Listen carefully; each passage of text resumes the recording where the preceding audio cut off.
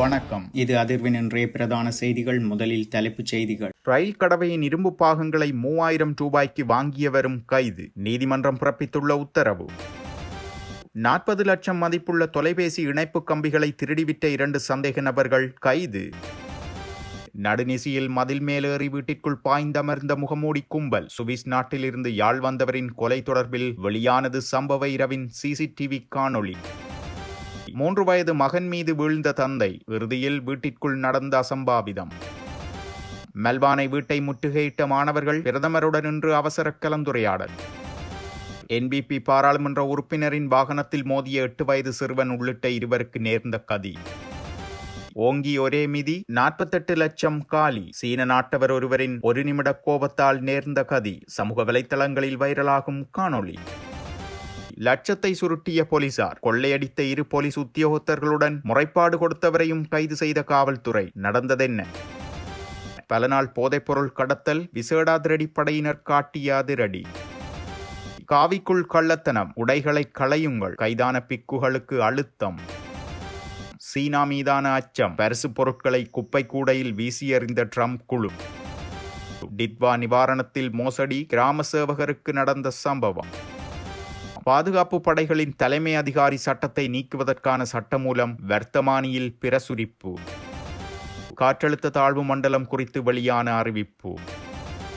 பெனவாசல மற்றும் களனி ஆகிய புகையிரத நிலையங்களுக்கு இடையிலான ரயில் பாதையின் பாகங்களை கலற்றிய சந்தேக நபரும் அந்த பாகங்களை கொள்வனம் செய்த நபரையும் விளக்கமறியலில் வைக்குமாறு நீதிமன்றம் உத்தரவிட்டுள்ளது. சந்தேக நபர்களை கொழும்பு கோட்டை நீதிவான் நீதிமன்றத்தில் முன்னிலைப்படுத்தப்பட்ட போதே இந்த உத்தரவு பிறப்பிக்கப்பட்டுள்ளது. இதன்படி அவர்களை எதிர்வரும் 29ஆம் திகதி வரை விளக்கமறியலில் வைக்குமாறு நீதிவான் உத்தரவிட்டுள்ளார். நேற்று முன்தினம் அதிகாலை களனி மற்றும் பெனவாசல ரயில் நிலையங்களுக்கு இடையே ரயில் ஒன்று விபத்துக்குள்ளாகியிருந்தது. 2 ரயில் பாதைகளுக்கு இடையில் ரயில்களை பாதை மாற்றுவதற்காக பயன்படுத்தப்படும் பொயின் பகுதியின் இரும்புகளை அகற்றியமையே இந்த விபத்துக்கு காரணம் என ரயில்வே திணைக்களத்தின் போக்குவரத்து அத்தியட்சகர் அசங்க சமரசிங்க தெரிவித்திருந்தார். பேலியகுட போலீசாரினால் மேற்கொள்ளப்பட்ட விசாரணைகளை அடுத்து இந்த ரயில் பாதையின் பாகங்களை கலற்றிய சந்தேக நபர் கைது செய்யப்பட்டிருந்தார். இவர் போதைப் பொருளுக்கு கடுமையாக அடிமையானவர் என போலீசார் தெரிவித்துள்ளனர். சந்தேக நபரிடம் நடத்தப்பட்ட விசாரணைகளின் அடிப்படையில் இந்த இரும்பு பாகங்களை 3000 ரூபாய்க்கு கொள்வனவு செய்த மற்றொரு நபரும் போலீசாரினால் கைது செய்யப்பட்டுள்ளமை குறிப்பிடத்தக்கது. இது ஒரு புறம் இருக்க, ஹட்டன் டெலிகாம் அலுவலகத்தின் கட்டுப்பாட்டில் உள்ள நோர்வுட், மஸ்கெலியா மற்றும் காசல்ரி பகுதிகளில் தொலைபேசி வாடிக்கையாளர்களுக்கு வழங்கப்பட்ட தொலைபேசி இணைப்பு வயர்களை வெட்டி அவற்றை வைத்திருந்த 2 சந்தேக நபர்கள் ஹட்டன் போலீஸ் குற்றப்புலனாய்வு பிரிவின் அதிகாரிகளால் கைது செய்யப்பட்டுள்ளனர். இவ்வாறு சந்தேக நபர்களை கைது செய்த போலீஸ் அதிகாரிகள் மேற்கொண்ட முதற்கட்ட விசாரணையில் சந்தேக நபர்கள் இரவில் வாகனங்களில் வந்து தொலைபேசி கம்பிகளை வெட்டி எரித்து அவற்றிலிருந்த செப்பு கம்பிகளை விற்கும் மோசடியில் தொடர்ந்து ஈடுபடுவது தெரிய வந்துள்ளது என்று கூறியுள்ளனர். வாடிக்கையாளர்களுக்கு தொலைபேசி இணைப்புகளை வழங்குவதற்காக ஹட்டனில் இருந்து நோர்வுட், மஸ்கெலியா மற்றும் காசல்டி பகுதிகளுக்கு வழங்கப்பட்டிருந்த பாரிய தொலைபேசி இணைப்பு கம்பிகளை ஒரு குழு வெட்டி அகற்றியதாக ஹட்டன் டெலிகாம் நிறுவனத்தின் அதிகாரிகள் ஹட்டன் போலீஸ் நிலையத்தில் புகார் ஒன்றினை பதிவு செய்திருந்தனர். இந்த புகாரின் அடிப்படையிலேயே ஹட்டன் போலீஸ் குற்றப்புலனாய்வு பிரிவின் அதிகாரிகள் இந்த நடவடிக்கையை மேற்கொண்டிருந்தனர். இதன்போது நோர்வுட் பகுதியில் சந்தேக நபர்களின் வீட்டில் சோதனை நடத்திய போது சந்தேக நபர்களால் வெட்டி வீட்டில் மறைத்து வைக்கப்பட்டிருந்த சுமார் 4 மில்லியன் மதிப்புள்ள பல தொலைபேசி கம்பிகளை போலீசார் கண்டுபிடித்துள்ளனர். மேலும் இவ்வாறு திருடி வெட்டி எடுத்த தொலைபேசி கேபிள்களை உருக்கி பெற்ற 1 கிலோ செப்பை அவர்கள் 2500 ரூபாய்க்கு விற்பனை செய்துள்ளமையும் தெரிய வந்துள்ளது.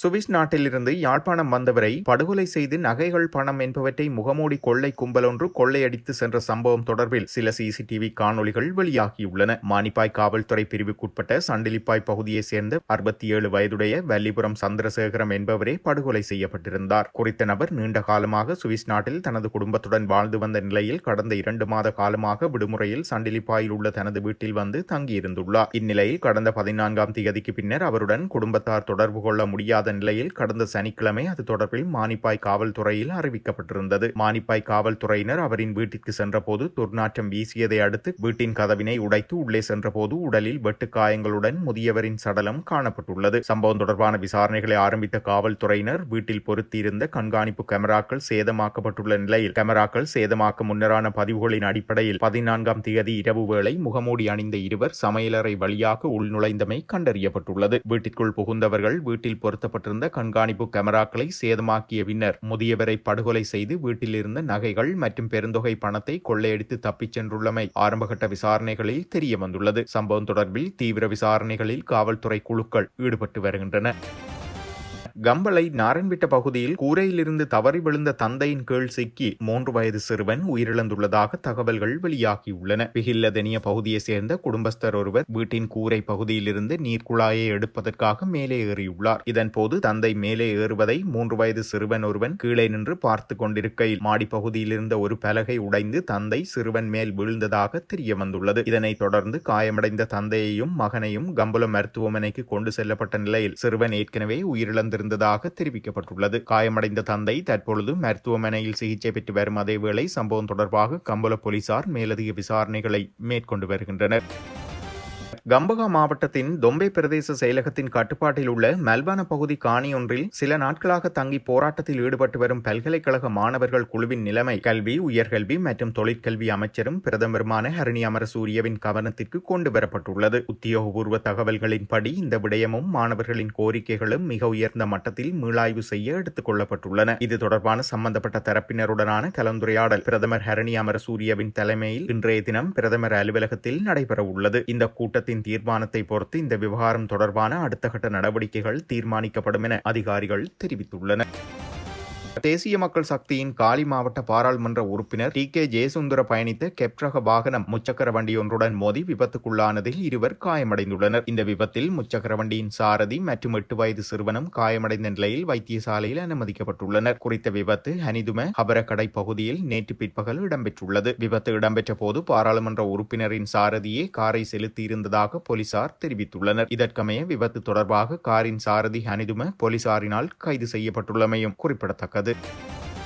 பாங்காக்கின் முக்கிய சர்வதேச விமான நிலையத்தில் தானியங்கி குடிவரவு கதவுகளை கடுமையாக சேதப்படுத்திய சீன சுற்றுலா பயணி ஒருவருக்கு தாய்லாந்து அரசு வாழ்நாள் தடை விதித்துள்ளது. இது தொடர்பான காணொளி தற்போது சமூக ஊடகங்களில் வைரலாக பரவி வருகிறது. சுவர்ணபூமி விமான நிலையத்தில் ஜெங் லியேவ் என்ற 30 வயது சுற்றுலா பயணி கடந்த புதன்கிழமை மதியம் சீனா திரும்புவதற்கான விமானத்திற்காக குடிவரவு சோதனையை முடிக்க சென்றுள்ளார். அதன்போது விமான நிலையத்தில் தானியங்கி பாஸ்போர்ட் கட்டுப்பாட்டு அமைப்பை பயன்படுத்திய போது அவர் அதிருப்தி அடைந்ததாக கூறப்படுகிறது. இதனால் கோபமடைந்த ஜெங் லியேவ் தானியங்கி கதவுகளை காலால் எட்டி உதைந்து திறந்துள்ளார். இதனையடுத்து அனுமதியின்றி குடிவரவு சோதனை சாவடியை கடத்தல் ஆகிய குற்றச்சாட்டின் கீழ் அதிகாரிகள் அவர் மீது வழக்குகளை பதிவு செய்தனர். இந்த சம்பவத்தில் 2 பாஸ்போர்ட் கட்டுப்பாட்டு கதவுகள் சேதமடைந்ததாகவும் இதனால் தானியங்கி கதவுகளுக்கு இலங்கை மதிப்பில் கிட்டத்தட்ட 48 லட்சம் ரூபாய் சேதம் ஏற்பட்டுள்ளதாகவும் அதிகாரிகள் மதிப்பிட்டுள்ளனர். இதனைத் தொடர்ந்து தாய்லாந்து அதிகாரிகள் ஜெங்கின் விசாவை ரத்து செய்து அவரை கருப்பு பட்டியலிலும் சேர்த்துள்ளனர். இதன் மூலம் அவர் எதிர்காலத்தில் தாய்லாந்து நுழைய நிரந்தர தடை விதிக்கப்பட்டுள்ளது. அத்துடன் சட்ட நடைமுறைகள் முடிந்த பிறகு அவர் சீனாவுக்கு நாடு கடத்தப்படுவார் என்றும் தெரிவிக்கப்பட்டுள்ளது.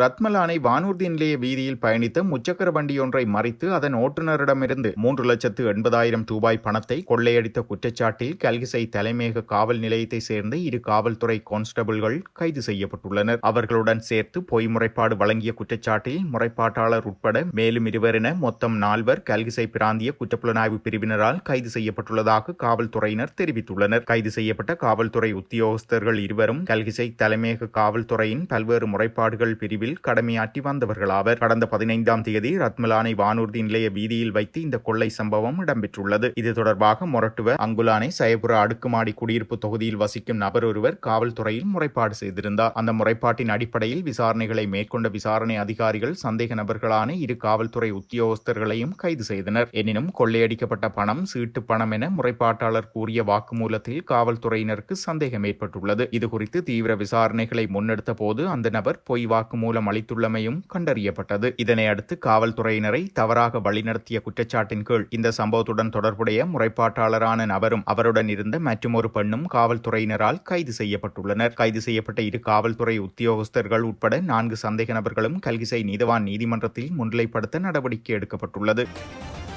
ஐஸ் மற்றும் ஹெரோயின் போதைப் பொருட்களை கடத்தி விநியோகித்த சந்தேக நபர்களை அக்கரைப்பற்று விசேட அதிரடிப்படையினர் கைது செய்துள்ளனர். பொதுமக்கள் வழங்கிய தகவலுக்கு அமைவாக அக்கரைப்பற்று தம்பட்டை விசேட அதிரடிப்படையினர் மேற்கொண்ட விசேட சுற்றிவளைப்பின் போது வீடொன்றில் வைத்து குறித்த சந்தேக நபர்கள் போதைப் பொருட்களுடன் கைது செய்யப்பட்டுள்ளனர். குறித்த சந்தேக நபர்கள் இப்பகுதியில் மிக நீண்ட காலமாக போதைப் பொருள் வியாபாரத்தில் ஈடுபட்டு வந்தவர்கள் என்பதும் குறிப்பிடத்தக்கது. 40 கிராம் ஐஸ் மற்றும் 60 கிராம் ஹெரோயின் போதைப் பொருட்கள், கை தொலைபேசிகள் என்பன சந்தேக நபர்கள் வசம் இருந்து விசேட அதிரடிப்படையினர் மீட்டு சட்ட நடவடிக்கை நிந்தாவூர் போலீசாரிடம் ஒப்படைத்துள்ளனர்.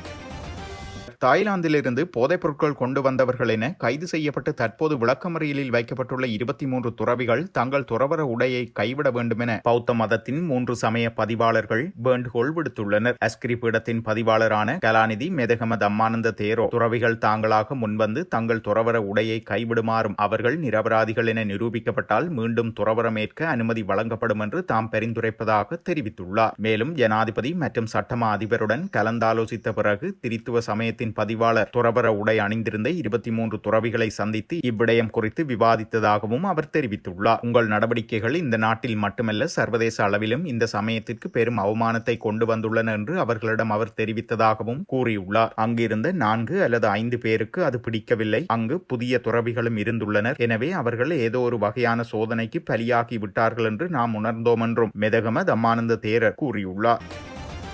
சீனாவிற்கான தனது 2 நாள் பயணத்தை முடித்துக் கொண்டு கடந்த 16ஆம் தேதி பீஜிங் விமான நிலையத்தில் தனது ஏர்போர்ஸ் விமானத்தில் ஏறுவதற்கு முன் ட்ரம்ப் மற்றும் அவரது குழுவினர் சீன அரசு வழங்கிய நினைவு பரிசுகள், சிறப்பு பிரதிநிதிகளுக்கான அடையாள அட்டைகள், விழா அனுமதி அட்டைகள் மற்றும் தற்காலிகமாக பயன்படுத்த வழங்கப்பட்ட கைபேசிகள் என அனைத்தையும் குப்பை தொட்டிகளில் வீசி எறிந்து சென்றதாக சர்வதேச செய்திகள் தெரிவிக்கின்றன. இது ஒன்றும் புதிதான ஒன்றல்ல எனவும் பீஜிங்கில் உள்ள அமெரிக்க தூதுக்குழுக்கள் தலைமுறையாக இதே தந்திரத்தை பின்பற்றி வருவதாகவும் கூறப்படுகிறது. சீனாவின் உளவு பார்க்கும் தொழில்நுட்பங்கள் மீதான அச்சமே இதற்கு முக்கிய காரணம் எனவும் தெரிவிக்கப்படுகிறது. சீனாவில் இருந்து பெறப்பட்ட எந்தவொரு பொருளும் ஏர்போர்ஸ் விமானத்திற்குள் அனுமதிக்கப்பட மாட்டாதென்று கடுமையான விதிமுறை காணப்படுவதும் இதற்கு காரணம் எனவும் கூறப்படுகிறது. சிறிய நினைவு பரிசுகள் அல்லது மின்னணு சாதனங்கள் மூலமாக கூட அமெரிக்க அதிகாரிகளின் தரவுகள் திருடப்படலாம் அல்லது அவர்கள் கண்காணிக்கப்படலாம் என அமெரிக்க பாதுகாப்பு அமைப்புகள் கருதுகின்றன. கடந்த 2023ஆம் ஆண்டு பீஜிங்கில் உள்ள பிரிட்டிஷ் தூதரக அதிகாரிக்கு வழங்கப்பட்ட தேயிலை பெட்டியில் உளவு பார்க்கும் கருவி கண்டறியப்பட்ட சம்பவம் இடம்பெற்றிருந்தமையும் இங்கு சுட்டிக்காட்டத்தக்கது.